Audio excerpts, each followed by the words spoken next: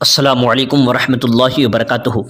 मेरे प्यारे और अजीज़ दोस्तों, आज का वीडियो जो मैं आपके सामने पेश करने वाला हूँ, अगर आपने इस वीडियो को आगे शेयर नहीं किया तो फिर अपनी अपनी खैर मनाएं। देखिए, मामला ये है कि मेरी गुजारिश है, आप अपने इलाके के तमाम ज़िम्मेदार और जितने भी कमेटियाँ हैं, जितने भी ज़िम्मेदार हजरात हैं, उन तक ये वीडियो ज़रूर पहुँचाएँ। अगर आपको अपनी औलाद से प्यार है, अगर अपने बच्चों से प्यार है, अगर आप चाहते हैं आपको मज़हब इस्लाम से प्यार है, तो आपको ये वीडियो आगे शेयर करना ही पड़ेगा। और अगर आपको प्यार नहीं है तो फिर आप जो चाहें करें। ये खबर जो मैं आपको बता रहा हूँ, ये इतनी दिल दहला देने वाली है। यकीनन देखिए, ये बात सही है कि ला तक़नतु मिन रहमतिल्लाह, हमें अल्लाह की रहमत से नाउम्मीद नहीं होना चाहिए। मगर एक बात याद रखें, अल्लाह रब्बुल इज़्ज़त ने कहा तुम भी तो कुछ करो, सारे काम अल्लाह ही नहीं करेगा, बल्कि तुम्हें भी कुछ ना कुछ तो अमल के मैदान में आना पड़ेगा।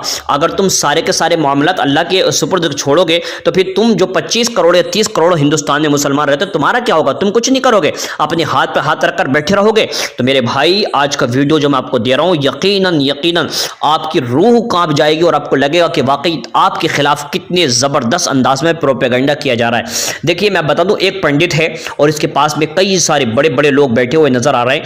और ये जो सभा हुई है ना, ये कहाँ हुई है? ये हुई है मेरठ के अंदर, हिंदू रिपब्लिक ऑफ हिंदुस्तान के लिए, कहते हैं हिंदू पंचायत के नाम से ये शुरू हुई है। और ये कोई पुरानी नहीं है, मैं कोई आपको पुरानी खबर देने नहीं लगा हूं, बल्कि रविवार 10 जनवरी 2021 दोपहर के 2 बजे से लेकर 5 बजे तक बृहस्पति भवन चौधरी चरण सिंह विश्वविद्यालय मेरठ के अंदर यह हुआ है। और इसमें बड़े बड़े पंडित आए हुए हैं और इसमें एक गुंडू आदमी है, टकला है, और वो क्या कर रहा है जानते हैं? भाषण दे रहा। उसके भाषण के अंदर जो बातें हैं वो यकीनन बड़ी खतरनाक हैं। ये लीक हो गई है, मगर ये अंदर अंदर गेम चल रहा था, मगर लीक हो गई, मैंने आप तक पहुंचा दिया। मेरी गुजारिश है, इस वीडियो को आप इतना शेयर करें, अपने इलाके के मौलवी, मुफ्ती, अल्लामा, पीर जो भी हैं सबको पहुंचाएं। इसलिए कि याद रखें, जब परेशानी और दिक्कत आएगी ना, तो ये जो बड़े बड़े लोग हैं ये छोड़ के भाग जाएंगे, ये हिंदुस्तान छोड़ के भाग जाएंगे, अपने बच्चों को लेकर भाग जाएंगे। और यहाँ पर जो भी पिसेगा वो गरीब आदमी पिसेगा, वो गरीब आदमी पिसेगा।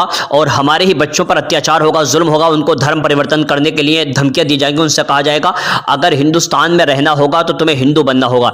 ये जो एक टकला बाबा है, जानते ये क्या कह रहा है? इसकी बातें सुने। इसने कहा कि तुम्हें मुसलमानों से ये कहना होगा कि अगर हिंदुस्तान में रहना है तो कुरान छोड़ना पड़ेगा, नमाज छोड़नी पड़ेगी। और कहता है कि तुम मुसलमानों की दुकान से सामान खरीदना बंद कर दो। और कहता है मुसलमानों का आर्थिक बहिष्कार करो, यहां तक कि सामाजिक बहिष्कार करो, यहां तक कि राजनीतिक बहिष्कार करो, और इनकी दुकान से कोई सामान मत खरीदो। जब तुम ऐसा करोगे तो ये टकला कहता है इस तरीके से क्या होगा कि ये सारे के सारे लोग हैं डर जाएंगे, खौफ खाएंगे, और खौफ के मारे जो धर्म है वो छोड़ देंगे। और धर्म छोड़ने के बाद फिर ये क्या करेंगे?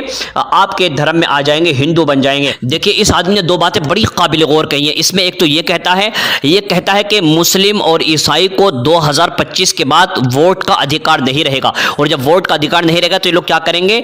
जो पायजामा पहनते हैं ये उससे पायजामे से पैंट में आ जाएंगे। और आगे इसने जो बात कही है वो ये कही है, ये कहता है कि अगर बहिष्कार करोगे तो आधे तो वैसे ही हिंदू बन जाएंगे, और अगर यानी नहीं बन पाए तो 2025 में जब हिंदू राष्ट्र बनेगा तो ये खुद ब खुद हिंदू बन जाएंगे।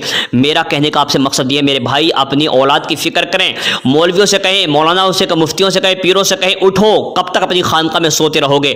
ये लोग लगातार प्रोपेगेंडे कर रहे हैं, सभाएं कर रहे हैं, और इन लोगों ने क्या क्या कर रखा है। लेकिन मुसलमान हाथ पे हाथ धरे हुए बैठे और कहता है कि जो होगा वो देखा जाएगा। क्या देखा जाएगा मेरे भाई? अब जो है पानी वो सर से गुजर चुका है, सिर्फ 3-4 साल बाकी है। इसके अंदर मुसलमानों को मुत्तहिद होना होगा, मुनज़्ज़म होना होगा, और कुछ ना कुछ लाही अमल तैयार करना होगा। मेरे भाई, मैं आपको नाउम्मीदी की तरफ नहीं लेकर जा रहा हूं, बल्कि मैं इतना कह रहा हूं, फिर भी मैं इस गंजे से कहूंगा, इस टकले से कहूंगा कि एक बात याद रखना, अगर तू ये समझता है कि तू हमें धमकियां देकर के अगर हमारे बच्चों को या हमारी आने वाली नस्लों को या हमें अगर हमारे दीन से फिरा देगा, तो ये इसकी सबसे बड़ी भूल है। आपने देखा कि बर्मा के मुसलमान वहां से जो है अपना घर बार, जमीन जायदाद सब छोड़कर आ गए, मगर उन लोगों ने अपना धर्म नहीं छोड़ा। तो जरा सोच, यहाँ का मुसलमान कैसे अपने धर्म परिवर्तन करा सकता है? ये तो, लेकिन फिर भी हमें हाथ पे हाथ रखकर नहीं बैठना, बल्कि हमें कोई ना कोई लाही अमल तैयार करना ही होगा। ये वीडियो आगे शेयर कर दें, जल्दी शेयर कर दें। अस्सलाम वालेकुम। बात करते हैं तो आप इतने बड़े लोगों से विद्यासागर जी जानते हैं ऐसे लोगों को, और आज बड़ी फॉलोइंग आज भी हमारी मुसलमानों की है। हमारा ये तर्क है, हमारा ये कहना है, यदि तुम मुझसे जुड़े रहना चाहते हो तो सबसे पहले तुमको कुरान छोड़ना होगा, तुमको नमाज छोड़ना होगा।